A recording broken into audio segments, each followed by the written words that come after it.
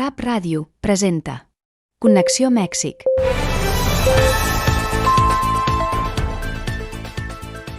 Un plaer ser-hi un dijous més amb l'amable audiència que ens segueix. Avui obrim les portes d'aquesta emissió de Connexió Mèxic, com sempre, amb mirada ampla i moltes paraules. Rebem amb molt de plaer el nostre col·laborador de política mexicana, sempre atent amb l'anàlisi encertat de l'actualitat, en Leonardo Alvarado, i una càlida benvinguda per a les nostres convidades especials d'avui. Són dues fotògrafes que no només capturen l'imatge, sinó instants que parlen, que miren i que ens fan veure més enllà. Avui ens acompanyen Dirce Hernández i Alina López Cámara. I avui promet ser una estona de llum i mirades compartides. I ara sí, comencem. El bloc d'actualitat. Connexió, el fil que et connecta amb Catalunya. Hola Leonardo, quin plaer veure't. Hola Miriam, qué gusto estar aquí contigo otra vez en tu programa y con nuestras invitadas y el equipo de RAP, Radio América Barcelona. Muy contento. Què hi ha de nou a l'actualitat de Mèxic? Bien Miriam, pues como decimos cada semana hay una enorme cantidad de temas, ¿verdad?, que abordar.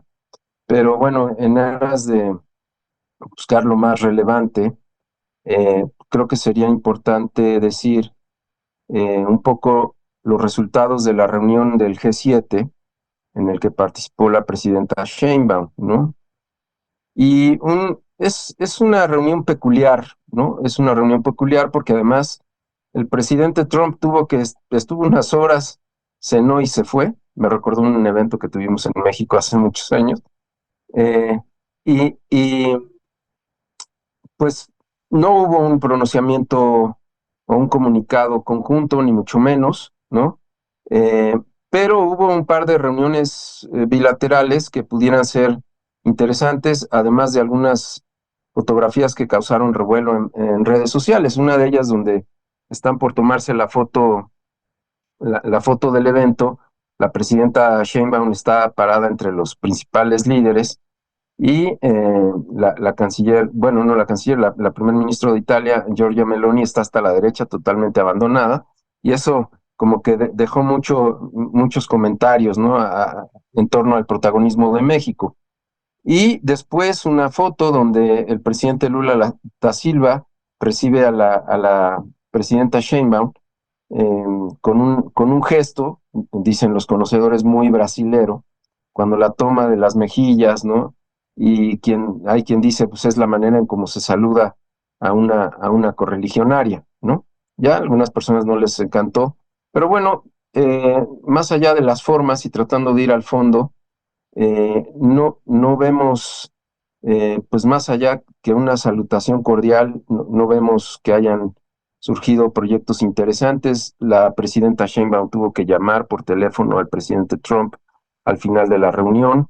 El presidente Trump quería que si de pasadita no llegaba ahí a Washington a saludarlo, evidentemente eso no se podía, y platicaron de un potencial acuerdo, un acuerdo más allá del TEMEC, parecido al que los Estados Unidos firmaron con el Reino Unido, en el que se hable de migración, lo cual sería una muy buena noticia, que efectivamente hubiera un acuerdo migratorio mucho más profundo y significativo que lo que dice el TEMEC al respecto. Y también se habló, por supuesto, de comercio y de aranceles, con un poco el ánimo de tratar de restarle incertidumbre a la relación que tiene entre México, que hay entre México y Estados Unidos, y desde luego los temas de seguridad, ¿no?, que también es un tema en el que definitivamente México ha trabajado bastante, ¿no? Luego vimos fotos con el primer ministro de la India, donde la presidenta declaró que habían platicado de posibles acuerdos de colaboración, principalmente en temas farmacéuticos y en temas de inteligencia artificial, que ojalá se concreten. Estuvo con la presidenta de la Unión Europea, Ursula von der Leyen, donde hablaron de ratificar el comercio, el tratado de libre comercio que hay. Y también estuvo con el presidente de Sudáfrica, principalmente, y desde luego con el primer ministro de Canadá, tratando de ratificar el interés de México de permanecer en la alianza del Tratado de Libre Comercio del Norte, ¿no? Pero bueno, ahora lo que viene es ver cuántas de estas iniciativas o cosas que se platicaron realmente se van a poner en ejecución, ¿no? México está en una coyuntura importante en la cual se le puede sacar mucho provecho, pero sí percibimos cierta inacción del gobierno mexicano. Hay como, si hiciéramos un balance rápido y tratando de ser muy objetivo desde el punto de vista ciudadano, pues realmente estamos viendo que hay dos o quizá tres secretarios de Estado que están trabajando muy fuerte. Desde luego Omar García Harfuch en la parte de seguridad y Marcelo Ebrard en la parte de economía, quienes acompañaron, por cierto, a la presidenta en esta reunión. Pero de ahí en fuera no vemos muchas cosas. Incluso llamó la atención que aunque no es un funcionario público, ni mucho menos, no estuviera en la comitiva Altagracia Gómez, quien está liderando el grupo de empresarios del Proyecto México.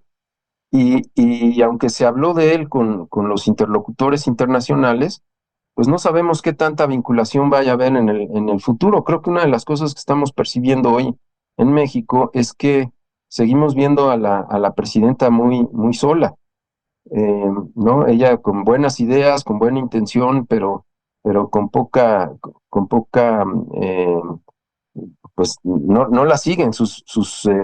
Quienes deberían trabajar para estos temas parece que no la siguen. Estuvimos platicando recientemente con un empresario que está involucrado en temas de energía, particularmente en un proyecto que es Chicoacén 2, una de las hidroeléctricas más importantes que hay en el país, y dice que el proyecto lleva un retraso de 3 años, ¿no?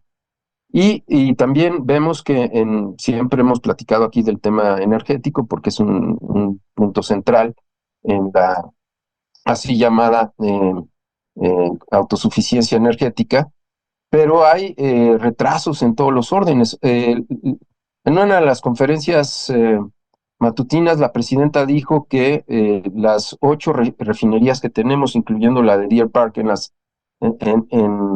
Texas, están produciendo suficiente gasolina para que seamos totalmente autosuficientes, lo cual es buena noticia, pero hay muchos aspectos de la política energética que hay que contemplar, en particular el tema de la energía eléctrica, donde se prevén que razonablemente bien avanza la parte de generación, pero la parte de distribución, ahí es donde pareciera que hay rezagos importantes. Hay varios proyectos de estos que se llaman de participación pública-privada, que en algunos lugares han funcionado extraordinariamente bien, pero que también han sido puertas abiertas a la corrupción. Entonces, se necesita que las cabezas que están junto con la presidenta Sheinbaum tengan una actitud diferente en cuanto a estos proyectos, sean más puntuales, y a lo mejor eso explica por qué el presidente López Obrador en el sexenio pasado las obras más grandes se le entregaba al ejército, porque ahí sí no había como que mucho pretextos para hacer las cosas, ¿no? Se hacían porque se tenían que hacer. Y acá estamos viendo cierto letargo, ¿no? Por otro lado, también el tema de la elección del Poder Judicial no acaba de quedar bien. Se preparan ya impugnaciones de parte de la oposición que probablemente no prosperen, pero evidentemente ya están planeando llevarlos a organismos internacionales. Pero lo que sí es cierto es que, por ejemplo, hay una crisis muy profunda en la Ciudad de México, en los juzgados de la Ciudad de México, que llevan varias semanas en huelga, y es otro asunto que no acaba de resolverse, y evidentemente esas cosas sí impactan a la ejecución, digamos, de todas estas iniciativas de desarrollo del país, ¿no? Porque ahí sí no es un problema de si están de un lado o del otro, sino simplemente hay una acumulación de expedientes pendientes que es increíblemente grande y eso sí puede retrasar de manera sustancial el desarrollo del país completo, porque además la Ciudad de México pues, es una de las entidades que más aporta al Producto Interno Bruto del país, ¿no? Así que hay varios temas ahí, se va a abrir una nueva, una sesión extraordinaria para el Congreso de la Unión, en donde aparentemente se van a discutir varias reformas. Se dice que se hablan de 18 o 20 reformas. En esta semana que está corriendo, la presidenta dijo que iba a ir anunciando cuáles serían las reformas más importantes. Desde luego podemos recordar la reforma de telecomunicaciones, pero vienen otras que tienen que ver con el campo, tenencia de la tierra, etcétera. Así que hay que estar muy atentos a ese punto, pero sí sentimos, ¿no? Desde aquí que a pesar de que hay iniciativas importantes, proyectos muy alentadores, por ejemplo, los pronósticos de los economistas más conservadores hablan ya de una franca recesión en la que puede entrar el país y con proyecciones de crecimiento muy modestos para el próximo año. Y desde luego eso sí tendrá un efecto muy importante en la gestión sexenal de la presidenta Sheinbaum, ¿no? Volviendo un poco a la reunión del G7, ¿crees que, no sé, que tuvo algún impacto los encuentros informales que tuvo Claudia Sheinbaum con Mark Carney y Lula da Silva en términos del fortalecimiento de alianzas estratégicas para México, por ejemplo? Pues mira, esperemos que sí, y el hecho de que haya estado ahí presente el canciller, que haya estado presente el secretario de Economía, que realmente canalicen las pláticas que tuvieron, pero no hemos visto mucha movilidad en ese sentido, ¿no? Y también lo que nos deja un poco inquietos es que, por ejemplo, fue Lula da Silva quien sacó a colación durante la reunión el tema del genocidio en Gaza y Cisjordania. Y México ha mantenido una postura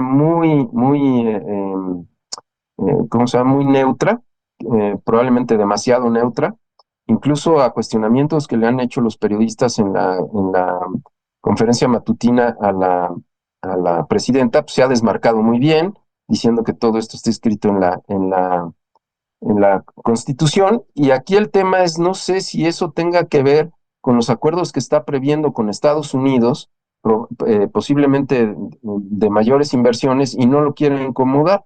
En un reporte reciente, México salió en el lugar número 11 en el mundo de captación de inversión extranjera directa, lo cual es una buena noticia. Entonces yo no sé si lo que quiere hacer la presidenta Sheinbaum es irse con calmita, y sí, claro, tender los puentes, los mejores puentes posibles con la India, con Brasil y probablemente con Sudáfrica, pero sin que se sospeche, ¿no? Que nos estamos involucrando demasiado con los BRICS, porque esto podría ser un impedimento para la relación con Estados Unidos, que, como lo hemos dicho antes aquí, tenemos que ir liberando, porque tenemos una dependencia muy grande de la economía norteamericana y necesitamos empezar a voltear a otras latitudes. Ojalá que sea el momento, ¿no? Mediáticamente, pues sí, tuvo mucha reverberancia, sobre todo lo de las fotos, ¿no? Eh, y varias de las cosas que se dijeron ahí en temas de cooperación, pero pues esto se tiene que aterrizar en proyectos muy concretos y vamos a ver si realmente eso sucede, ¿no? Doncs ha estat un veritable privilegi comptar amb la teva col·laboració, Leonardo, per entendre els processos de l'actualitat política des d'una perspectiva mexicana tan enriquidora. Moltes gràcies. Encantado, Miriam, como siempre. Som el fil que et connecta amb el país. Connexió cada dia a RAP Ràdio. Dilluns, Connexió Luxemburg. Dimarts, Connexió Argentina. Dimecres, Connexió Madrid. Dijous, Connexió Mèxic. Divendres, Connexió Catalunya. Escolta'ns a rap.cat, a les plataformes de podcast i a YouTube. Si vius a l'exterior, som la teva ràdio. I ara continuem amb la meva col·laboració sobre el rol de les artistes en els processos socials, crear, commoure, transformar. En els moments clau de la història, siguin de crisi, de canvi o de resistència, l'art ha estat present com una força vital capaç d'obrir preguntes, visibilitzar allò silenciat i construir noves formes d'entendre allò que vivim. En aquest entramat, el paper de les artistes, ells i elles, ha estat i continua sent essencial no només creant imatges o llenguatges, sinó que intervenen activament en el teixit social activen sentits, generen reflexió i possibiliten trobades. Els artistes no treballen des d'una neutralitat abstracta. Ben al contrari, molts i moltes s'endinsen en el seu context, observen amb atenció allò que passa als marges, el que no entra en els discursos oficials i ho tradueixen en propostes sensibles i potents. Ho fan des del compromís, des de la mirada crítica, però també des de la tendresa, l'empatia o la necessitat de fer memòria. L'art es converteix en una eina de diàleg i transformació. No pretén donar respostes tancades, sinó obrir espais de pensament i emoció. Davant conflictes socials, desigualtats, violències o lluites col·lectives, el treball artístic pot ser denúncia, però també cura, pot ser pregunta, però també acte de resistència. Tanmateix, el rol de les artistes en aquests processos no sempre és visibilitzar i valorat com caldria. En moltes ocasions, el seu aportament queda relegat a allò simbòlic o ornamental, quan en realitat té funcions profundes, sosté relats, desafia estructures, proposa altres maneres de veure i sentir el cas comú. Reconèixer la seva feina és reconèixer que l'art també construeix realitat i que també transforma. Per això, espais com exposicions, trobades i diàlegs on les artistes, ells i elles, comparteixen la seva mirada i el seu procés són molt més que esdeveniments culturals. Són actes de reconeixement, són oportunitats per obrir-nos a allò que no sabíem que necessitàvem veure i són, sobretot, una manera d'afirmar que la sensibilitat és una força social indispensable. Les artistes no només retraten el món, interpreten, el qüestionen, el reinventen i en aquest gest ens conviden a mirar d'una altra manera, a imaginar altres possibilitats, a construir plegats un horitzó més just i humà. L'entrevista. Connexió. El fil que et connecta amb Catalunya. I arriba ara sí el moment de donar la benvinguda a les nostres fotògrafes, amigues, convidades, Alina López Cámara i Dirce Hernández, que avui ens presenten la seva exposició Saudades. Bienvenidas, Alina y Dirce. Qué gusto que estén aquí. Gracias. Muchas gracias. Muchas gracias. Platíquenos sobre esta exposición que se llama Saudades y cuál va a ser, digamos, el punto de partida o la inspiración principal para crear esta exposición. Esta exposición la hicimos hace 2 años en el Museo Archivo de la Fotografía. Lo que pasa es que tiene que ver con la pandemia, ¿no? Porque cada una por su lado hizo un registro documentó, digamos, de alguna manera su vivencia y su experiencia en este encierro, ¿no? En mi caso, bueno, yo lo viví completamente sola y bueno, pues como soy fotógrafa, digamos que empecé como a registrar primero que nada cosas de mi entorno. Dije, como un ejercicio de ir documentando de una manera como más sensible, digamos, de descubrir las cosas que había en mi casa que a lo mejor en otro momento uno ni percibe, ¿no? Pero como quise hacer un trabajo muy profundo sobre lo que estaba sintiendo y viviendo y experimentando, pues empecé con mi entorno, ¿no? Y después la segunda parte fue ya más trabajar conmigo, con mi cuerpo y hacer autorretrato, que yo no lo había hecho realmente nunca. Y pues bueno, fue interesante porque también es una manera de expresar lo que uno está sintiendo. ¿Por qué se llama Saudades? Porque, bueno, Saudades es una palabra que abarca muchos sentimientos, que es difícil de traducir así en una sola palabra, pero que significa, pues, nostalgia, tristeza, recuerdo, deseo, angustias, muchas emociones que todos yo creo que vivimos en esa época, ¿no? En ese encierro. Y por eso decidimos ponerle así. Y bueno, como las dos tuvimos una experiencia parecida, ¿no? Cada una por su lado, pues lo platicamos y decidimos hacerlo juntas y compartir ese tipo de experiencias, ¿no? Sí, pues como bien lo decía Lina, todos vivimos pues la pandemia y todos la vivimos de diferente manera. También Saudades quiere decir como una alegría angustiosa, o sea, tiene muchos significados y por eso le pusimos así a la exposición, porque creemos que todo lo que fotografiamos y nuestra relación, por ejemplo, yo tuve como, aunque yo no la pasé sola, pero sí a veces pues sientes la soledad aunque estés acompañada. Y también nos dimos cuenta pues que teníamos muchos sentimientos encontrados, ¿no? Durante la pandemia. Y entonces yo también comencé a fotografiarme mucho el autorretrato, mucho a mí misma, pero también surgió que una relación como especial como con los objetos cotidianos, los objetos que siempre tienes a la mano pero que nunca ves a profundidad, como que en esos momentos del encierro y que estás pues más introspectivo es cuando te das cuenta, ¿no? De lo que significan también para ti.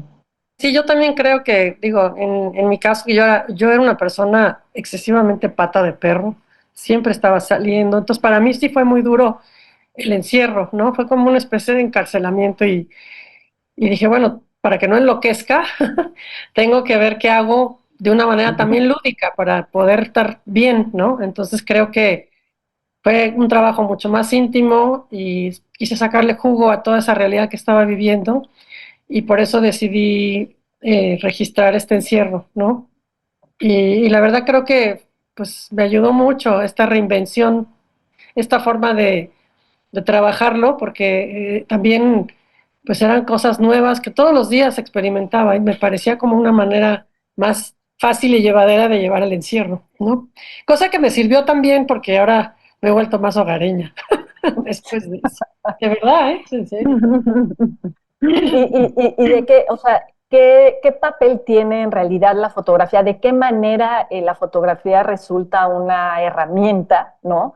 Justamente para tener la capacidad de procesar todas estas emociones, la nostalgia también, la soledad, ¿no? O el miedo, ¿no? Durante un evento como el de la pandemia. Pues sí, justo yo creo que cualquier tipo de arte, desde también la escritura, que yo también escribo un poco, me ayudaron como a sacar todo eso, pero creo que la manera visual, te digo, que con la que te relacionas con tus objetos cotidianos simplemente, o con tu familia, o con la gente de tu entorno, que es bueno, yo vi a pocas personas, pero sí tuve como algunos amigos muy cercanos que vi en la pandemia y sí siento que eso te ayuda a sacar de otras maneras que no estás acostumbrado a explicar de otras formas, ya sea verbal. La cuestión visual también te ayuda a sacar como pues ahora sí que unas cosas invisibles que que se hacen visibles en cuanto a pues en la fotografía o en la pintura. Y creo que en mi caso eso fue. Y no sé si sepan, pero de qué manera ha reaccionado el público que ha ido a ver la exposición. No sé, y si han buscado provocar algún tipo de identificación o de reflexión, o quizás algún otro tipo de respuesta emocional entre los espectadores. Bueno, en mi caso, yo, justo cuando estábamos todavía medio encerrados, yo hice como dos exposiciones virtuales antes de ya la física hace 2 años. En el 2020 hice una y en el 2021 hice otra. Quise como, fue muy chistoso porque una amiga me dijo, oye, hagamos una exposición virtual porque no se puede hacer de otra manera.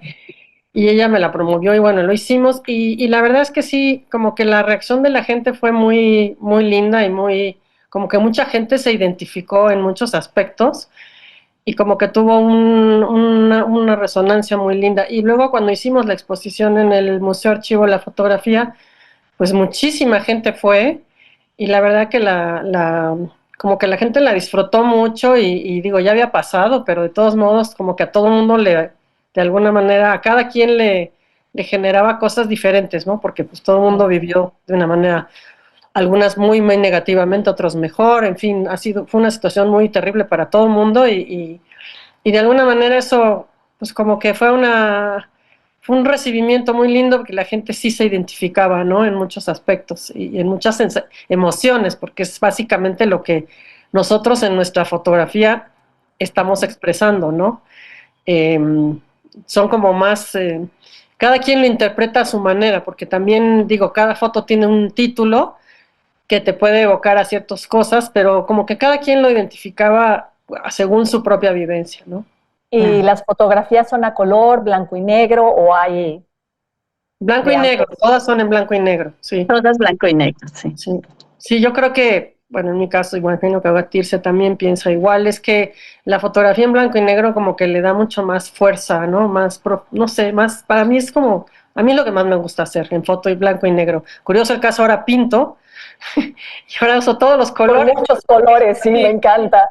Todo lo contrario, Sí. ¿no? Pero es como dos formas también de percibir mi realidad y de expresarme, porque también creo que en este mundo hay que darle un poquito de color a la situación como está y cada vez es peor. Entonces, sí es una forma de alegrar un poco el ambiente. Y la fotografía en blanco y negro, pues nos dio esa fuerza, ¿no? Esas emociones que son algunas veces, pues, tristes o no sé, o de angustia, de eso, como que el blanco y negro le da mucho más fuerza, ¿no? El blanco y negro le da mucho contraste, ¿no? O sea, como vivimos también, pues, la pandemia un poco contrastada. Sentimos que iba mejor en blanco y negro. Claro, ¿y por qué no invitamos al público? Nos dicen en dónde está la exposición, de qué día a qué día y los horarios. Ahora estamos en la Fototeca Nacional, que está en Pachuca, y es el ex convento de San Francisco, y el horario es creo que martes a domingo de 10 a 6, ¿no, Dirce? Creo que sí. Sí, de 10 a 6. Sí. Sí. Los lunes no abre como todos los museos, ¿no? Pero de martes a domingo está abierto para que vayan, se den un paseo. Digo, el ex convento es muy bonito, o sea, vale la pena darse la vuelta, es muy lindo, la verdad. Y la exposición quedó muy bonita, la verdad que el director hizo un gran trabajo con su equipo y quedó muy bonita, la verdad. Ojalá la puedan. Sí, hicimos una nueva curaduría, entonces hay unas fotos que, aunque las tomamos en ese entonces, no las habíamos exhibido, puesto a la vista. Y como dice Alina, dense una vuelta. Hidalgo es muy bonito, entonces pueden pasear muy lindo por ahí y luego ir al ex convento de San Francisco, donde está la Fototeca Nacional. Va a estar hasta el 26 de julio. Ahí se acaba. Muy bien, perfecto. Pues queda ahí la invitación. Els agraeixo sincerament la seva presència en aquesta emissió i el generós gest de compartir amb tots nosaltres la seva mirada, les seves experiències i la seva feina fotogràfica a través de l'exposició Saudades. Aquesta conversa jo crec que ens ha convidat a la reflexió i ha obert un espai per connectar amb emocions que tots, d'una manera o altra, hem viscut. Gràcies per transformar moments difícils en art i per fer-nos partícipes d'aquesta memòria col·lectiva. Moltes gràcies, Dirce, Alina y Dirce. Muchas gracias. Muchas gracias, Miriam. Muchas gracias, Leonardo. Muchas gracias. Muchas gracias a todos. Gràcies. I ara sí, tanquem aquesta emissió d'avui. Gràcies a tota l'audiència que ens segueix. Ja ens retrobem a Connexió Mèxic el proper dilluns.